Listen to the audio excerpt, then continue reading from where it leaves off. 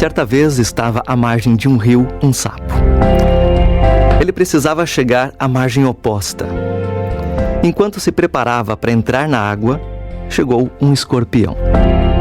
Este também precisava chegar à outra margem, mas não podia fazê-lo porque os escorpiões não conseguem, não sabem nadar. A contragosto, viu que o sapo era a única possibilidade de poder chegar ao outro lado. Então, o escorpião, a contragosto, decidiu solicitar a ajuda do sapo. Deixa-me subir nas tuas costas, transporta-me até a outra margem. És grande o suficiente e não vais te cansar. Mas o sapo, que conhecia a periculosidade de um escorpião, o poder do seu veneno, do veneno do seu ferrão, respondeu: nas minhas costas? Estás louco? Tenho medo do teu veneno mortal. Então o escorpião retrucou: estás enganado em ter medo de mim. Desejo apenas atravessar o rio. É meu interesse que você fique vivo durante a travessia, pois se eu lhe ferroar, morreremos os dois, já que eu não sei nadar. Então, com tal raciocínio, o escorpião convenceu o sapo. Subiu nas suas costas, o sapo entrou na água, carregando o escorpião, começou a nadar, e quando chegou ao meio do rio, no ponto que era mais forte a correnteza e maior era o esforço do sapo, o escorpião simplesmente levantou a sua cauda e enterrou o ferrão com toda a força em suas costas. Enquanto o veneno mortal ia se espalhando pelo seu corpo, sentindo que a sua vida estava se esvaindo, o sapo simplesmente exclamou: por que fizeste isso? Não vês que ambos morreremos? E o escorpião simplesmente respondeu: foi mais forte do que eu. Esta é a minha natureza. Sabe, a Bíblia fala de um constante conflito que nós, seres humanos, temos dentro de nós em relação à nossa natureza. Romanos 8, versículo 5, Paulo diz: quem vive segundo a carne tem a mente voltada para o que a carne deseja, mas quem vive de acordo com o Espírito tem a mente voltada para o que o Espírito deseja. A mentalidade da carne é morte, mas a mentalidade do Espírito é vida e paz. A mentalidade da carne é inimiga de Deus, porque não se submete à lei de Deus, nem pode fazê-lo. Assim, quem é dominado pela carne não pode agradar a Deus. Entretanto, vocês não estão sob domínio da carne, mas do Espírito, se de fato o Espírito de Deus habita em vocês. Em Romanos 7, Paulo também diz, a partir do versículo 12: de fato, a lei é santa, e o mandamento é santo, justo e bom.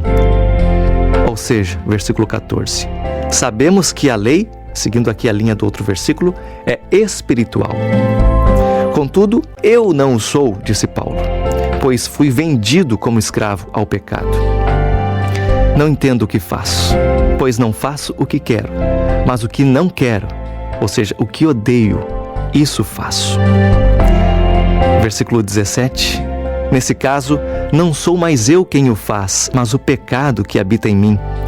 Sei que nada de bom habita em mim, isto é, em minha carne, porque tenho o desejo de fazer o que é bom, mas não consigo realizá-lo.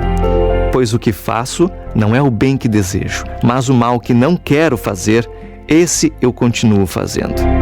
Ora, se faço o que não quero, já não sou eu quem o faz, mas o pecado que habita em mim. Olha o conflito aqui que se passava na mente de Paulo, e que é o conflito que todos nós passamos. Versículo 21. Assim, encontro esta natureza, este regramento que atua em mim. Quando quero fazer o bem, o mal está junto.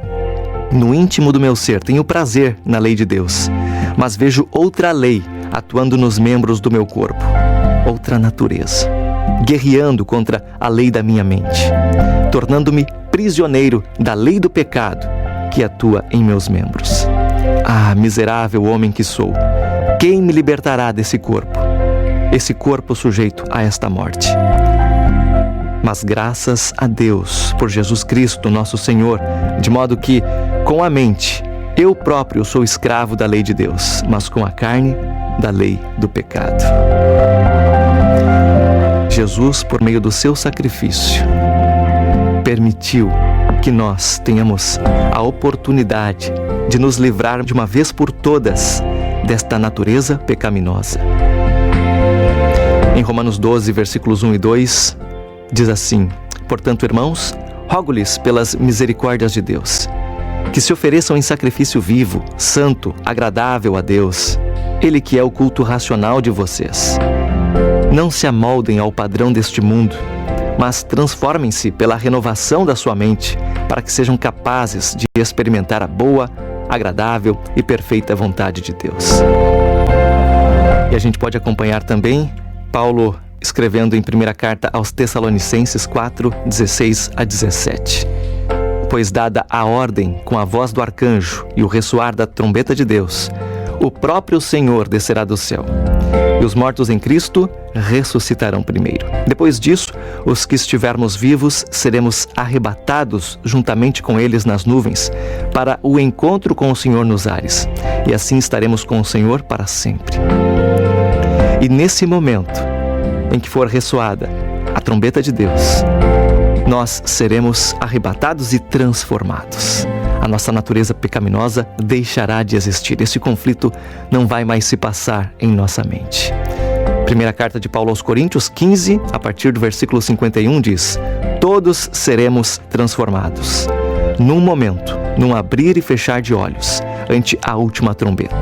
Porque a trombeta soará e os mortos ressuscitarão incorruptíveis. Eles já ressuscitarão também sem a natureza carnal. E nós, os vivos, seremos transformados, porque convém que isto que é corruptível se revista da incorruptibilidade, e que isto que é mortal se revista da imortalidade.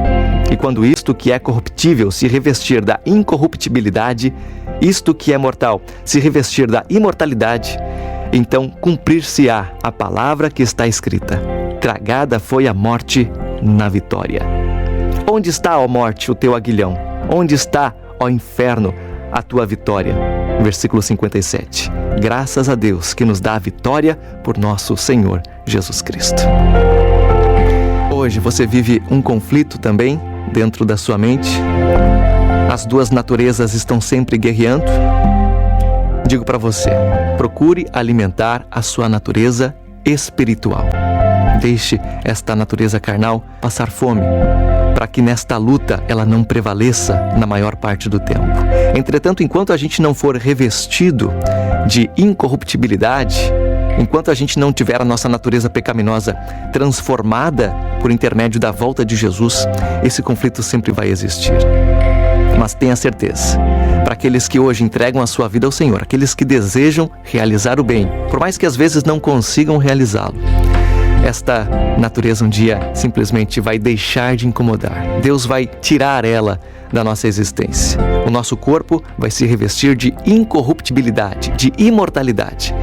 E aí sim, graças ao nosso Senhor Jesus Cristo, teremos esta vitória para todo o sempre. Para mim, Esael Fernando, foi um prazer, um privilégio ter feito companhia cristã para você nesta manhã de quarta-feira, dia 29 de junho de 2022. A você o meu carinho, meu grande abraço, meu desejo de que você fique na paz e a gente se encontra amanhã a partir das 8 horas, se assim Deus permitir. Até lá.